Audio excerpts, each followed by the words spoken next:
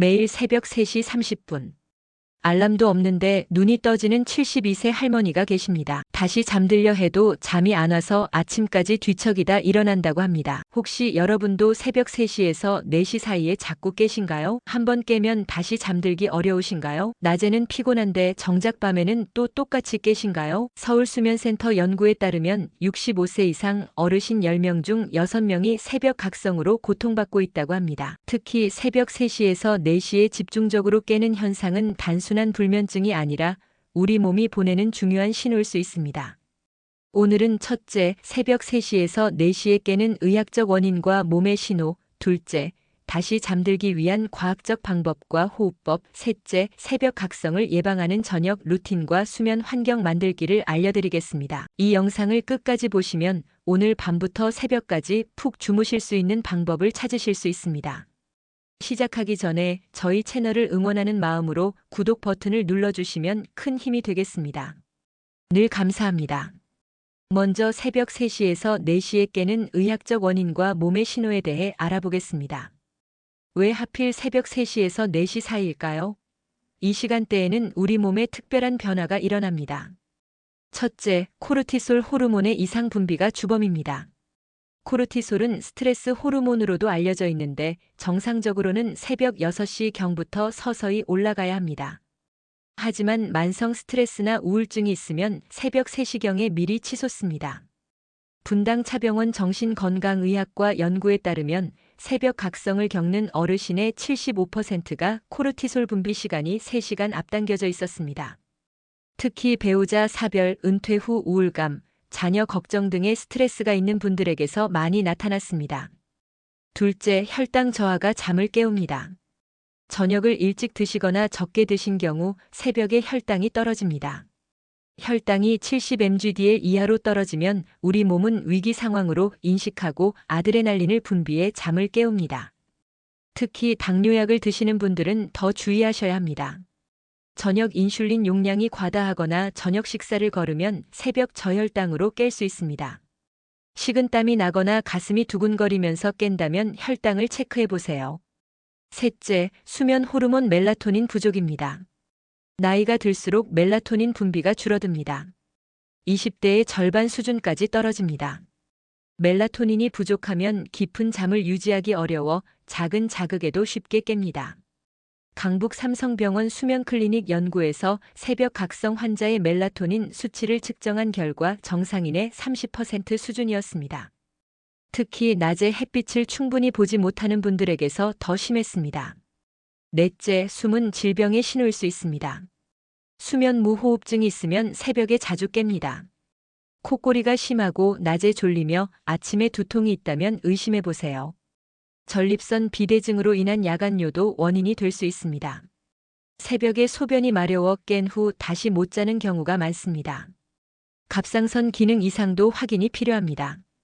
갑상선 호르몬이 과다하면 심장이 빨리 뛰고 체온이 올라가 새벽에 깹니다. 위식도 역류증이 있으면 누운 자세에서 위산이 역류해 가슴이 쓰리면서 깰 수 있습니다. 다음은 다시 잠들기 위한 과학적 방법과 호흡법에 대해 살펴보겠습니다. 새벽에 깼을 때 절대 하면 안 되는 행동이 있습니다. 첫째, 시계를 보지 마세요. 또 3시 반이네 하고 시간을 확인하면 뇌가 각성됩니다. 시계는 보이지 않는 곳에 두거나 뒤집어 놓으세요. 둘째, 스마트폰을 보지 마세요. 블루라이트가 멜라토닌을 억제해 완전히 깨어버립니다. 한번 스마트폰을 보면 다시 잠들기까지 평균 1시간이 더 걸린다는 연구 결과가 있습니다. 셋째, 억지로 잠들려 하지 마세요. 빨리 자야 하는데 하는 압박감이 오히려 각성을 유발합니다. 그렇다면 어떻게 해야 다시 잠들 수 있을까요? 첫째, 4785법을 사용하세요. 하버드 의대에서 개발한 이 방법은 부교감신경을 활성화시켜 몸을 이완시킵니다. 구체적인 방법입니다. 코로 4초간 들이마시고 7초간 숨을 참고 입으로 8초간 천천히 내쉽니다. 이때 휴 소리를 내며 내쉬면 더 효과적입니다. 4회 반복하면 대부분 진정됩니다. 서울의료원 수면센터에서 이 호흡법을 교육받은 환자군의 재입면 시간이 평균 23분에서 11분으로 단축되었습니다. 둘째, 점진적 근육 이완법을 시도하세요. 발가락부터 시작합니다. 발가락에 5초간 힘을 주었다가 10초간 완전히 이완합니다. 다음은 종아리, 허벅지, 배, 가슴, 팔, 어깨, 목, 얼굴 순서로 진행합니다. 각 부위를 이완할 때마다 편안하다, 무겁다, 따뜻하다라고 속으로 말하면 더 효과적입니다. 전신을 다 이완하는데 약 10분이 걸리는데 대부분 중간에 잠이 듭니다. 셋째, 20분 규칙을 지키세요.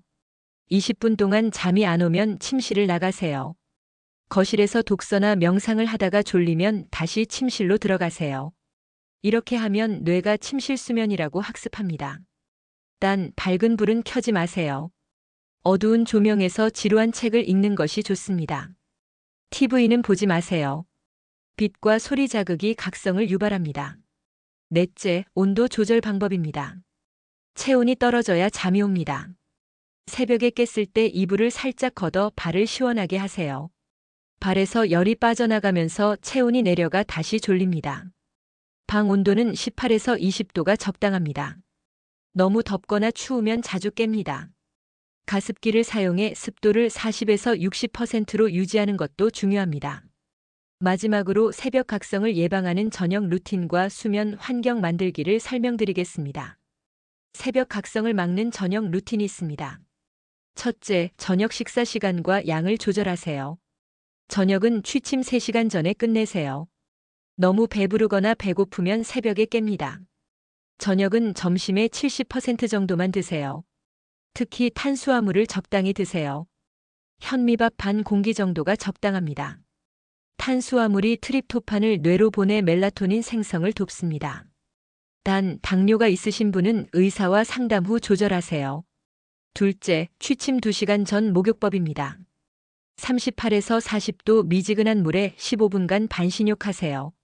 체온을 일시적으로 올렸다가 떨어뜨리면 졸음이 유발됩니다. 입욕제나 라벤더 오일 몇 방울을 넣으면 더 효과적입니다. 목욕 후 스트레칭을 5분 정도 하세요. 목, 어깨, 허리를 부드럽게 풀어주면 근육 긴장이 해소되어 깊은 잠에 도움이 됩니다. 셋째, 수면 일기를 작성하세요. 매일 같은 시간에 잠자리에 들고 일어나는 시간을 기록하세요.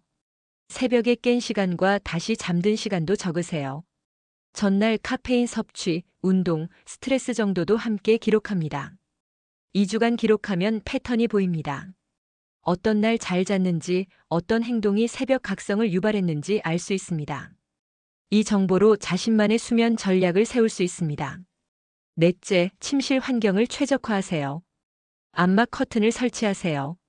새벽빛이 들어오면 멜라토닌이 억제됩니다. 귀마개나 백색 소음기를 활용하세요.